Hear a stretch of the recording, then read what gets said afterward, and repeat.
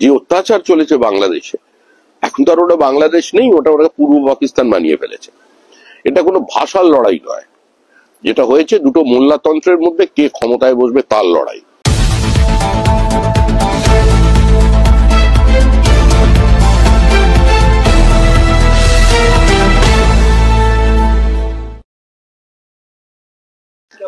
দেখুন, বেলডাঙ্গায় কোনো দাঙ্গা হয়নি। বেলডাঙ্গায় হিন্দুদের উপর আক্রমণ করা হয়েছে, দুর্গা প্রতিমা ভাঙা হয়েছে, হিন্দুদের বাড়ি বেছে বেছে ভাঙচুর করা হয়েছে, হিন্দুদের দোকানে আগুন লাগানো হয়েছে। মুখ্যমন্ত্রী যিনি বাংলাদেশে ফৌজ পাঠানোর কথা বলছেন, ইউনিয়নের কথা বলছেন, সেই মুখ্যমন্ত্রী কিন্তু সিআইএসএফ কেও পর্যন্ত ঢুকতে দেননি বেলডাঙ্গায়। একতরফা হিন্দু আক্রমণ চলেছে। হিন্দু দম্পতি মোটরসাইকেল নিয়ে যাচ্ছেন, তাদের থামিয়ে তাদের সর্বস্ব কেড়ে নিয়ে বেধড়ক মেরে তাদের মোটরসাইকেলটা ভেঙে দেওয়া হয়েছে। এইসব চলেছে বেলডাঙ্গায়। আর আপনি যেটা বলছেন বাবরি মসজিদ, ক্ষমতাটাকে করে দেখা। ভারতবর্ষের মানুষ যে গোলামীর পদচিহ্ন মুছে দিয়েছে, একটা বিদেশি ঘৃণ্য আক্রমণকারী তার নামকে মুছে দিয়েছে ভারতবর্ষ থেকে, তাকে যদি পশ্চিমবঙ্গে নিয়ে আসে, বাবরকে যদি পশ্চিমবঙ্গে নিয়ে আসে রবীন্দ্রনাথ বঙ্কিমচন্দ্রের দেশে, তাহলে বাংলার পশ্চিমবাংলার অবস্থাটা এখন কোথায়? তাহলে মুখ্যমন্ত্রীকেও ফেস করতে হবে। আগামী দিনে দাবি উঠবে, এবং যে দাবি অত্যন্ত ন্যায্য দাবি, যে আদিনা মসজিদ যেটা আছে ওটা তো আদিনাথের মন্দির।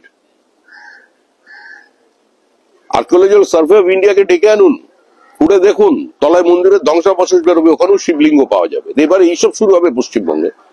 সামনে আসবে কি? এ তো নিত্য নৈমিত্তিক ঘটনা, ফেসবুকে সোশ্যাল মিডিয়ায় সবসময় দেখতে পাবেন।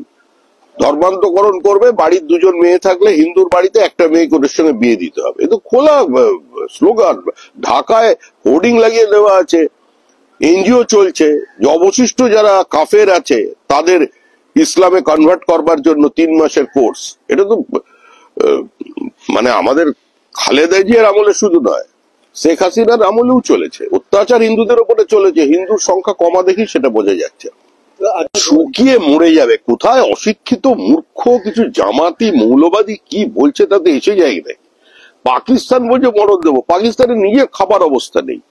দেখেছেন তো পাকিস্তানে একটা রুটি নিয়ে কিভাবে মারামারি করছে সাধারণ মানুষ।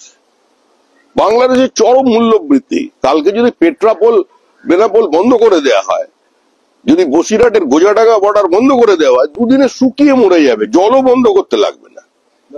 কারোর উপরে চাপ বাড়ায় না, চাপ কমায়ও না। রাষ্ট্রীয় স্বয়ংসেবক সংঘ একটা সম্পূর্ণ ভিন্ন ধরনের কাজ, এবং সমাজকে তারা সংগঠিত করে। সেখানে কোনো রাজনীতি বিশেষ সরকারের তারা অনুসারীও নন, বিশেষ সরকারের উপরে কে তারা প্রভাব বাড়াতেও চান না।